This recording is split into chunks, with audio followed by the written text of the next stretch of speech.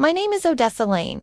I'm 23 now, but 5 years ago, I stood in my family's living room and watched my future disappear into flames. It happened in silence. My father held my college acceptance letters one by one, lifting each envelope like it was something meaningless. The fire in the stone fireplace crackled as he flicked his lighter and set the first letter ablaze. The Stanford logo curled into ash within seconds. I didn't scream. I didn't beg. I just watched. Behind him, my mother stood quietly, gripping the rest of the envelopes like she was holding something fragile, though she made no move to stop him.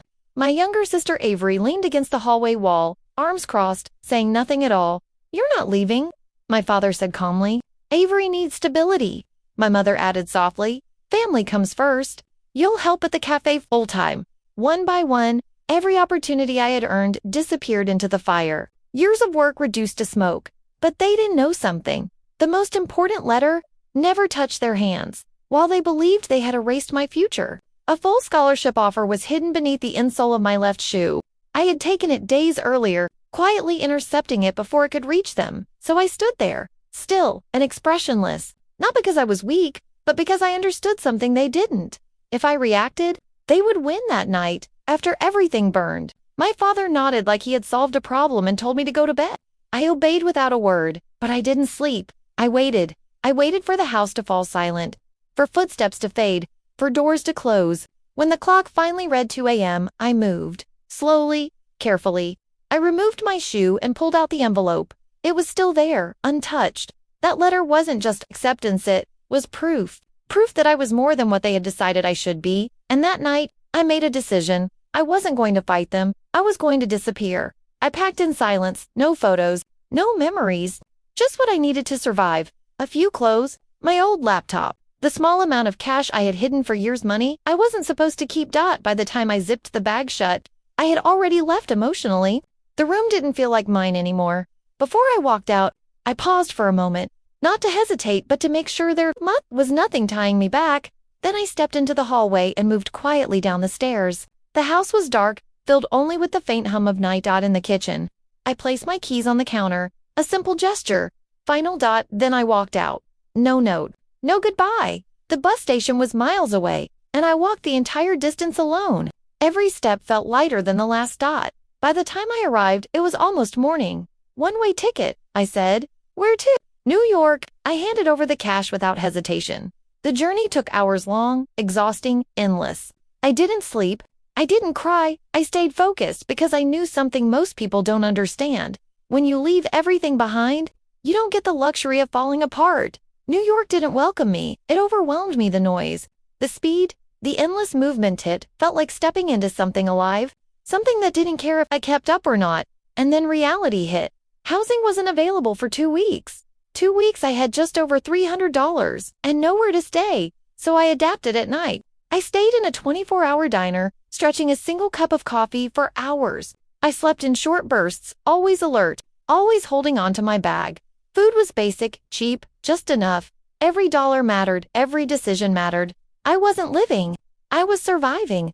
But underneath the fear, something stronger was growing. Determination. Because for the first time in my life, the struggle belonged to me, not to them. When I finally moved into campus housing, I had almost nothing left, so I worked. Night shifts at the library, morning shifts at a cafe, classes in between. I was exhausted constantly, but I didn't stop. Because this wasn't just about survival anymore. It was about building distance. I started teaching myself coding late at night. At first, it was just curiosity. Then it became something else. I began tracking patterns, failures, financial decisions, behavior. I used my sister's repeated business failures as a starting point, mapping spending habits, identifying mistakes. Slowly, a system started forming, not just tracking failure, but predicting it. And one day, I realized something shocking. It worked. I overheard a conversation at the cafe, 2 investors discussing millions lost on a failed startup. They didn't understand why it failed, but I did because I had already built something that could predict it. That moment changed everything. I stopped thinking like a survivor and started thinking like a strategist. I found someone who could open the door, someone powerful enough to recognize value. And I forced the opportunity. I didn't wait to be invited. I made sure I couldn't be ignored. The deal wasn't easy. Nothing about it was, but it worked. I entered a world that operated differently, where results mattered more than background, where intelligence carried weight. For the first time, someone saw potential in me and demanded more. So I delivered. Years of relentless work turned my system into something powerful, something valuable, something untouchable. I had built a company worth millions, and I didn't look back until they came back into my world. Their pitch landed on my desk. My sister's latest big idea. It was already doomed, but instead of rejecting it quietly, I did something else. I invited them in. I wanted them to see me, not as the girl they dismissed, but as the one in control. When they walked into that room, they didn't recognize me at first, until they did, and everything changed. I didn't raise my voice, I didn't argue, I just showed them the truth. Their failure wasn't my responsibility, and this time, I wasn't going to save them. I didn't let the bank take their house. I took it myself, not out of revenge, out of control they had built their lives on illusion sacrifice that was never theirs to demand. I ended that illusion completely. The house is gone now. In its place stands something new, something meaningful, place for people who need a way out, because I know what it feels like to have nowhere to go, and I made sure someone else wouldn't feel that way again. I didn't destroy my past, I transformed it, and for the first time in my life I was free. After they left the boardroom, I didn't feel satisfaction, just clarity. For years, I had imagined what that moment would feel like, facing them again, proving them wrong, taking control. But when it finally happened, it wasn't emotional. It was precise. Clean. They walked out thinking it was over. It wasn't, because rejection wasn't enough. Not for people like my father. He would twist it, blame the system, convince himself he had been wronged. I couldn't allow that, so I made a decision. I picked up the phone and called my financial manager. Find the lender tied to their property, I said. I want everything, every loan, every obligation. There was a pause on the other end. It will be expensive, he replied carefully. I don't care. Money wasn't the point, control was. Within hours, the process started. Debt moves quietly in that world. Transferred, repackaged, sold to whoever is willing to take the risk. But this wasn't risk. This was inevitability. By the next day, the lender had already flagged the account as unstable. Payments were overdue. The default window was closing. Perfect timing. Proceed, I said. No hesitation, no second thoughts. By the end of the second day, it was done. Every piece of debt tied to that house belonged to me, legally. Completely. They didn't know it yet, but their home, the one place they thought was safe, the place they had used as leverage for every bad decision, was no longer theirs. It never would be again. I sat back in my office and stared out at the city. 5 years ago, I had walked out of their house with nothing. Now, I owned it. Going back wasn't emotional. It was strategic. I packed lightly, not because I had less, but because I didn't need more. Everything I carried now was intentional. The flight was quiet. I didn't think about memories or what I would say. I didn't need to rehearse anything. This wasn't a conversation, it was a conclusion. When I landed, I rented a car that made a statement without saying a word. Something sleek, controlled, undeniable. The kind of presence that speaks before you do. The drive through my old neighborhood felt surreal, not because I missed it, but because it felt smaller than I remembered, like something I had outgrown completely. And then I saw it. The house, it looked different, worn down, neglected. The illusion was gone. For years, my mother had obsessed over appearances, perfect lawns, clean windows, everything curated. Now, it was all fading. Reality had finally caught up. I pulled into the driveway slowly and turned off the engine. For a moment, everything was still. Then the front door opened. My mother stepped outside first. She froze the second she saw me. Her eyes moved over everything, the car, my clothes, my posture, trying to understand what didn't make sense. Odessa, she said quietly. Her voice wasn't warm, it was uncertain. Hope mixed with fear. She stepped forward like she expected something familiar. I didn't move, not toward her, not away, just stood there, because this wasn't a reunion. It was something else entirely. My father came out next. And for a moment, I saw it. That same confidence, that same belief that he was still in control. Good, he said, like my return had been expected.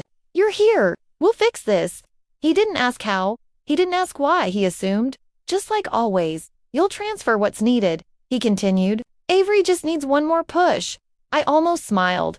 Not because it was funny, because it was predictable. Nothing had changed, except everything had. I didn't come to help you, I said calmly. That was the moment it shifted. The confidence in his face cracked just slightly. What do you mean? He asked. I reached into the car and pulled out the envelope. Read it? He took it automatically, like he still believed he had authority over me. But as his eyes moved across the page, his expression changed. Confusion, then disbelief, then fear. He started, but the words didn't come. I own the debt, I said. Silence, heavy, unavoidable, double quotes. That house, I added, it's mine now. My mother gasped behind him. Avery didn't speak at all. For the first time in my life, they weren't controlling the moment. They were reacting to it. My father tried to recover. He always did. This is family, he said, his voice tightening. You don't do this to family. I held his gaze. You are ready. Did that ended it? There was nothing he could say to that because it was true. Every choice they made led here. Every decision, every excuse, every time they chose her over reality. I can fix this, he said quickly, desperation creeping in. I'll pay you back. You can't, I replied, and he knew it. That's the thing about truth. Once it's spoken clearly, it doesn't leave room for denial. Avery stepped forward then, her voice shaking. You're being dramatic, she said. This isn't over. My idea, stop. One word, and she did. Because for the first time, she understood something. I wasn't part of her world anymore. I was outside it, above it. Untouchable. They expected mercy. Some part of them still believed I would soften, that I would remember being family and undo everything. IDN single quotes T. Instead, I gave them time. 30 days. Not out of kindness, out of structure. Because endings should be clear, defined, final. What happens after that? My mother asked, her voice barely holding. Together, I looked at the house, then back at her. It's over. She understood, not just the words, but what they meant. This wasn't temporary. There was no second chance, no recovery, no rebuilding. The life they had protected so carefully, the image, the control, the illusion, it was gone and nothing was replacing it. The 30 days passed faster than I expected, not because time moved quickly, but because nothing changed. There were no calls, no negotiations, no desperate attempts to fix things. For once, my father didn't fight. That told me everything. When people finally understand they've lost control, they stop pretending. On the final day, I didn't go there. I didn't need to. I received a simple update instead. They're gone. That was it. No dramatic exit, no confrontation, just quiet acceptance. They had moved into a small apartment across town, a place far from the neighborhood they once tried so hard to belong to. My father had taken a warehouse job. Avery was working retail. No investors, no big idea, no illusion left to protect, just reality. I sat in my office, reading the report without reacting. 5 years ago, I left with nothing. Now, they were starting over from the bottom. Not because I destroyed them, because they never built anything real to begin with. That's the difference, and that's what they never understood. 2 weeks later, I went back, not for them, for the house. It stood empty, silent for a moment. I just looked at it. The walls, the windows, the same structure that once felt like a prison. It didn't feel powerful anymore. It felt small, like something that only held meaning because I used to be trapped inside it. Demolition started that morning. The machines moved in slowly, tearing into the structure piece by piece. The roof collapsed first. Then the walls, then the fireplace. The same fireplace where everything changed. Watched it fall without emotion, not because it didn't matter, but because it didn't control me anymore. That place had defined my limits once. Now, it meant nothing by the end of the day. It was gone. Completely. No trace, no history, just open space. And for the first time, it felt right. I didn't leave that space empty. I never planned to. Within months, construction began again. But this time, it wasn't about image or status. Or proving anything to anyone. It had purpose. The new building wasn't a house. It was a foundation, a place designed for people who needed what I once needed away, out. Housing, support, opportunity. Not charity.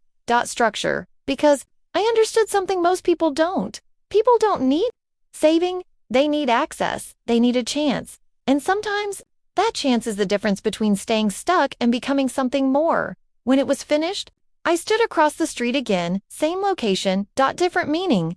5 years ago, That place represented everything I couldn't escape. Now. It represented everything I built. That's the kind of closure that doesn't come from revenge. It comes from transformation. People always ask the same question. Did you feel guilty? No. Guilt belongs to people who do something wrong. I didn't. I didn't destroy them.